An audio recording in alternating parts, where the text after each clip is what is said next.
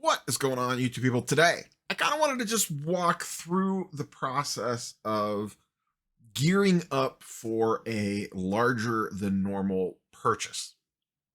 Now, we have the National coming very, very quickly, under 2 months. I am going to Heroes Con very, very soon. And I had kind of set a goal for this year, did my little goals for 2022, 2024 video at the beginning of the year. And on there, I said, I think this is the year I want to make a run at an X-Men 1, which is, even in a low grade, a very pricey book. You see I have GPA up. They're sitting at about 5K for a 2.5, give or take. And that's probably around the grade range I would like to be in. A 2 to a 3. I would love to get to a 3.5. You start getting up to around 7K. That's probably more than I want to spend on a book right before the National. But there is some prep work that goes into this for most people. Now, a large purchase for me and a large purchase for you might be two very different things. And that's okay. This would be anything that would be what you would consider a large purchase. That might be a $200 comic card box, whatever, or a $20,000 card box, whatever. My line of demarcation on what is expensive is, do I need to notify my wife? That's where it comes into play for me. Anything under $1,000, I'll usually FOMO into pretty easy enough. A Bowman Sapphire went on sale recently. I didn't get any, but I would have pulled the trigger on a box or two if I could have. That's, they're $400 a box. I am lucky enough to be in the position that I could pull the trigger on something like that if I want to. If a $100 comic book comes up that I want, and it's something that I really want, and it's priced correctly, I'll just go ahead and buy it. If a card I bought a really nice, you all haven't seen it yet, I don't have it in hand, I'm waiting on eBay authenticity guaranteed, a nice $400 Jose Ramirez card with a game used, really sick game used patch. That it's on its way to me now. I was staring at it for weeks and then just decided to hit buy it now on it. So that's the normal price range that I live in. Most of the stuff that I buy is under $1,000, and to be quite frank, a majority of that is under 500. On occasion, I do make bigger purchases. Some of the three, this would be the third, the two biggest purchases that I have made in collectibles were also both comic books. The Hulk 181 and a giant size X-Men 1. Those I've had for multiple years now. And those got to the numbers of, I should probably let her know. Now, I don't need permission. This is coming out of my own money. It's not anything about that. It's just when things reach a certain value, I like to keep her in the loop on what I am doing. You all run your households however you need to run them. So that's kind of my line there, is whatever number that is that you feel like you need to bring someone else in the loop to let them know what you're doing. Not necessarily to ask permission, but just to put it out there on what's going on.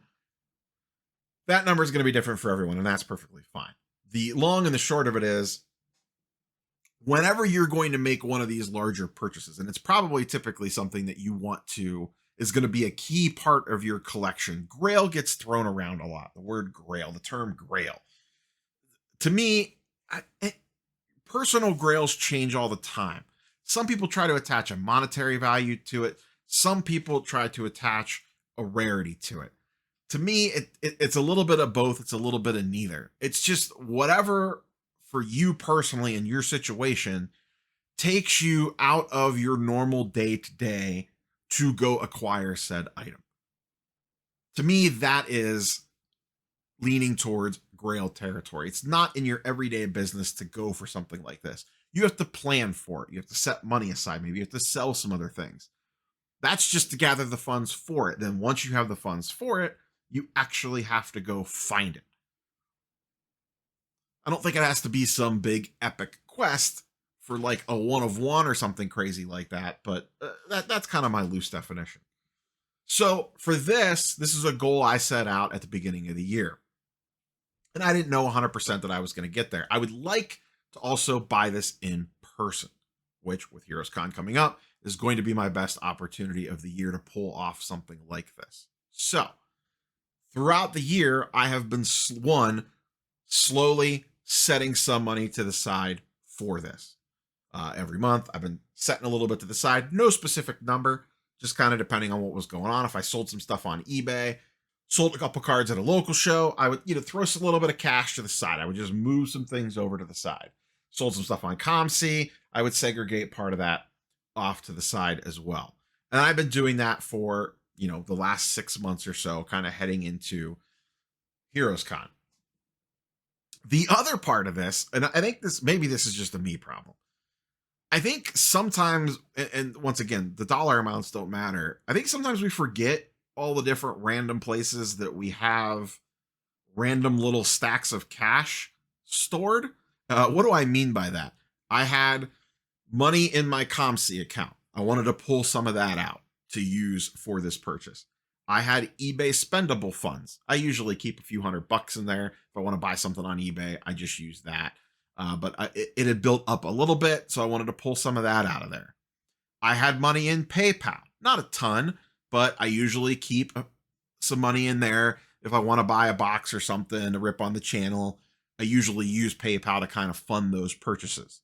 Now, transferring this money all around, it's not hard, but it does take a little bit of time. It's something you do have to think about a few weeks out. So a couple of weeks ago, I started the process of, okay, I need to pull money out of ComC. I need to transfer this money here. I need to transfer this money here, to all eventually funnel to my bank because I wanted it in my bank. So right before the show, I could just go get cash.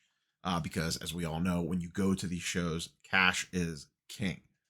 So that's kind of the first 2 steps of this for me is 1, beginning to set funds aside as the year progresses. 2 is then when we get closer to the show, actually gathering this stuff together.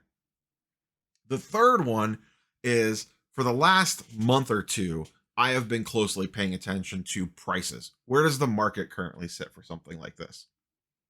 Is this a air quote good time to buy? You'd rather buy here than up here. Now, no one knows what the chart and graph's going to do. We're all just kind of guessing, but I know we are way off the pandemic highs.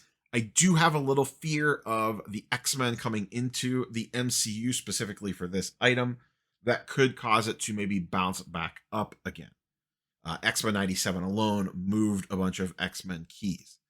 So there is some fear for me that maybe this book levels up and replateaus out if please, Marvel, execute the X-Men really well. It could bump this back up a while. I've wanted this one forever. It would be the crowning jewel of my Marvel comic collection, and then everything else from here going forward would be much easier to acquire.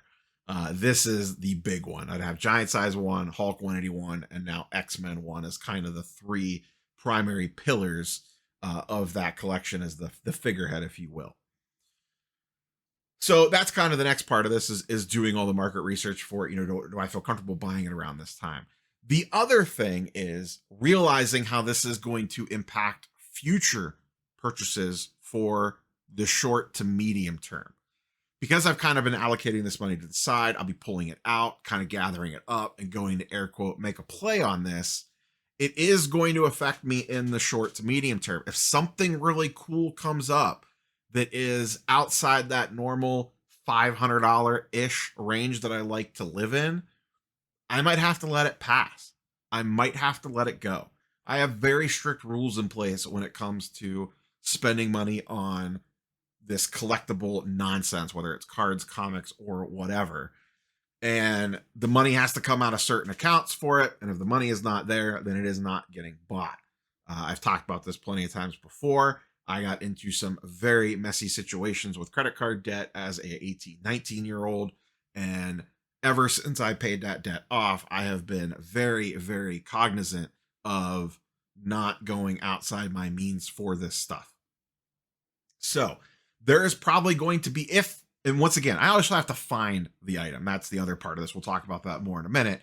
But let's assume this goes according to plan, and I purchase this X-Men one.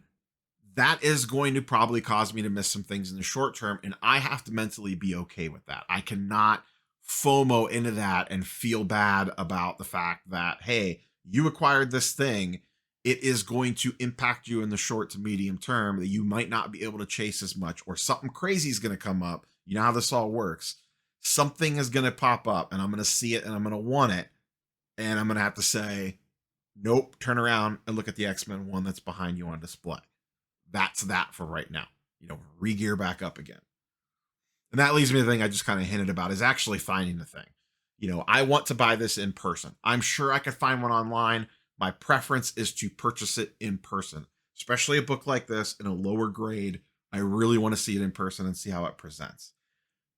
That being said, when I go to Charlotte to Heroes Con, if it doesn't work out, if it's not priced correctly, if the copy is not what I want, I just don't want any old 2.5. I want to make sure that it presents at least pretty decently.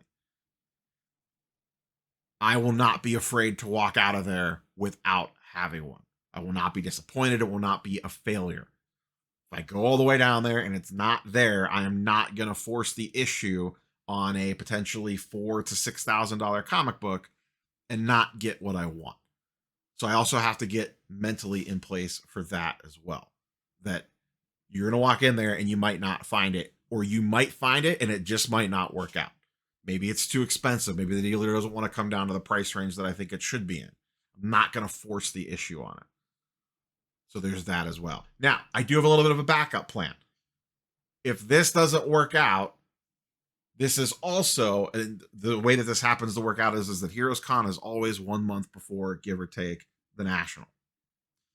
Heroes Con always comes first. I usually lay out what I am looking for there. It's been different things in years past. It was an X-Men 4 at one point in time. I got that a couple of years ago. Last year, it was an X-Men 101. Came back with that. So I've been 2 for 2 on Heroes Cons and getting what I'm looking for. See if we could pull off 3 for 3. This will be the hardest one.